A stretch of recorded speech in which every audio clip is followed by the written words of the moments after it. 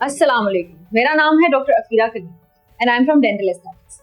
Tooth extraction यानी दांत extract करवाना, दांत निकलवाना एक ऐसी चीज़ है जिस इशू से ऑलमोस्ट हर कोई इंसान कभी ना कभी गुजरा हो। तो आज जिस टॉपिक पे हम बात करेंगे वो है केयर आफ्टर टूथ एक्सट्रैक्शन, यानी कि दांत निकलवाने के बाद हमें क्या क्या एहतियात करनी चाहिए कि हमारा जो जख्म है वो जल्दी से जल्दी बंद हो सके। सो नंबर 1, दांत निकलवाने के बाद जो भी कॉटन या गॉज आपके मुंह के अंदर आपका डेंटिस्ट रख के देता है, वो कॉटन आपने कम से कम 30 से 35 मिनट तक आपने अपने मुंह के अंदर दबा के रखना है। इस दौरान आपने बोलना नहीं है और आपने थूकना नहीं है। जब भी हमारा दांत निकलता है या कोई भी चीज एक्सटर्नली को बाहर से हमारे मुंह में रखी जाती है, तो ये अमूमन से एक आम सी चीज है कि हमें थूक ज्यादा बनता है।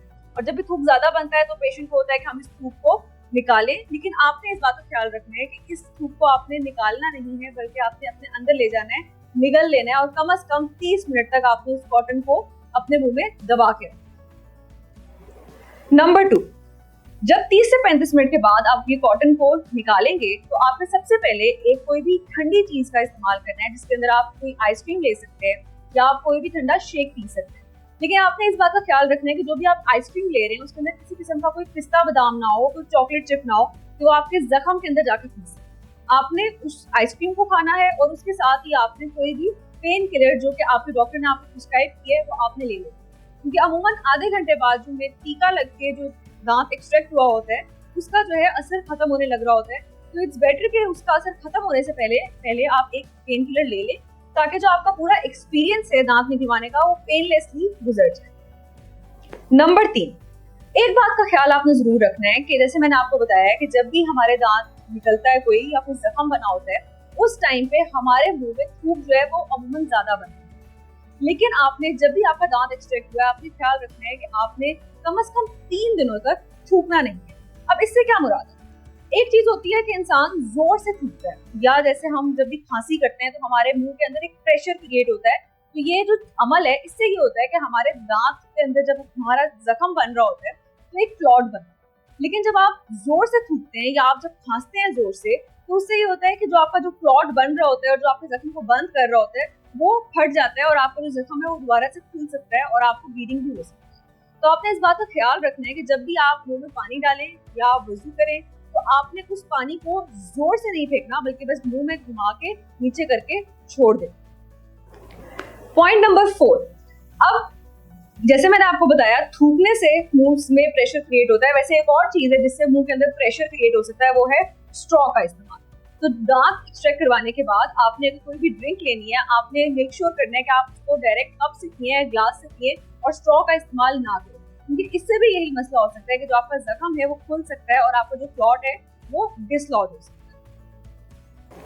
नंबर 5, अगर तो आप ब्लड प्रेशर के मरीज नहीं है तो आपने क्या करना है कि आपने अगले दिन से नीम गर्म पानी में नमक डाल के उसकी जो है कुल्लियां करनी।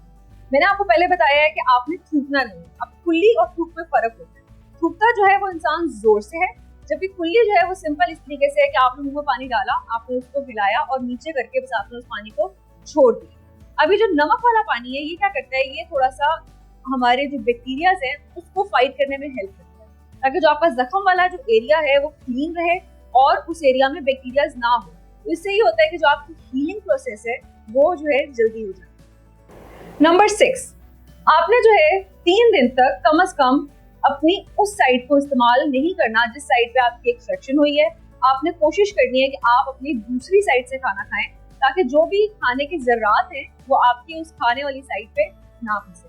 और आपने हर खाने के बाद उस नमक वाले पानी की कुल्लियां लाजमी करनी। नंबर 7, आपने जो है इस दौरान जब आपका जख्म बना हुआ है, अगर आप स्मोक करते हैं तो आपने कोशिश करनी है कि आप स्मोक ना करें, क्योंकि अगेन स्मोक जो है, सिगरेट नोशी है, वो आपके जख्म को डैमेज कर सकती है। और जो आपकी जख्म पुर होने का जो टाइम है वो 3 दिन होता है, उसको आप प्रोलॉन्ग करके 7 दिनों तक लेके जा सकते हैं अगर आप उस दौरान स्मोक करते रहेंगे।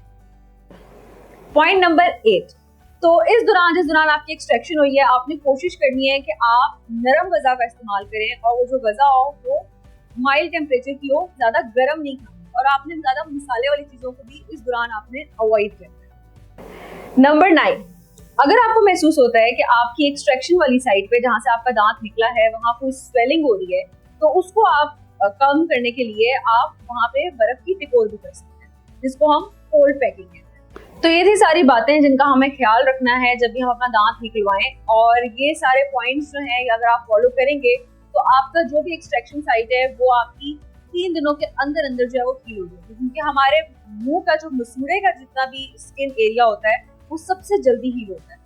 तो अगर आपकी एहतियात जो है अच्छी होगी तो आपका जो भी एक्सट्रैक्शन का जो भी प्रोसेस था वो बहुत ही पेनलेसली गुजर जाएगा, और आपका जो वुंड है, जो आपका जख्म है, वो बहुत ही जल्दी पुर हो जाएगा। लेकिन अगर इसी के अंदर आप बेहतियाती करते हैं, आप उस तरफ से खाना खाते हैं, आप थूकते हैं, तो समटाइम्स ये होता है कि आपका जो जख्म है वो खुला रह जाता है और नीचे से जो आपकी जो बोन है वो एक्सपोज होने लग जाती है, जिसको हम ड्राई सॉकेट का नाम देते हैं, और ये बहुत ही पेनफुल चीज होती है। मसला इसमें भी कुछ नहीं होता, इसको हम अपनी एक अलग वीडियो में पूरी डिस्कस करेंगे। लेकिन बस ये है कि आपका जो पूरा ट्रीटमेंट प्रोसेस था, जो हीलिंग प्रोसेस था, वो बहुत ही प्रोलॉन्ग हो जाता है और वो फिर पेशेंट को बहुत हर्ट करता है। उसको लगता है कि शायद डेंटिस्ट ने दांत सही नहीं निकाला, लेकिन असल मसला जो है वो उसकी केयर में आ रहा होता है। तो ये थी सारी एहतियात जिसको फॉलो करके आप अपने एक्सट्रैक्शन के एक्सपीरियंस को बहुत ही बेहतर बना सकते हैं। अगर आपका भी कोई क्वेश्चन है रिगार्डिंग टूथ एक्सट्रैक्शन या कोई भी, तो आप हमसे कमेंट सेक्शन में पूछ सकते हैं। अगर वीडियो अच्छी लगी तो इसको लाइक करें और शेयर करें। टिल देन स्टे ट्यून्ड, अल्लाह हाफ़िज़।